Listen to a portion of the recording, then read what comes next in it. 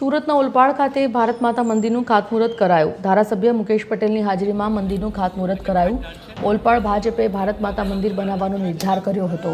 ગુજરાતમાં લોક ભાગીદારીથી ભારત માતાના 4 મંદિર બનશે।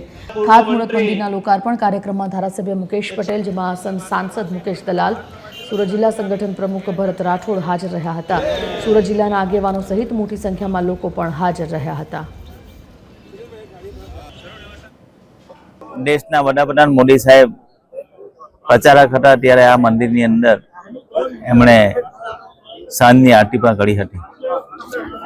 આ મંદિર સાથે વિશેષ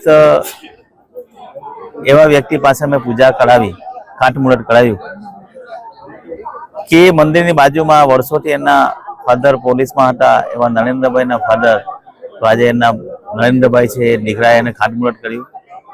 અને જે મંદિરના જે પૂજારી હતા કનુ દાદા અને દીકરા, આજે એ પૂજારી દીકરા આજે ગૌર મહારાજ છે, તો એમની પાસે મંદિરનું ભૂમિપૂજન કરાવ્યું છે। એટલે વિશેષ દિવસ આજે ઓલપાડ તાલુકા માટે છે।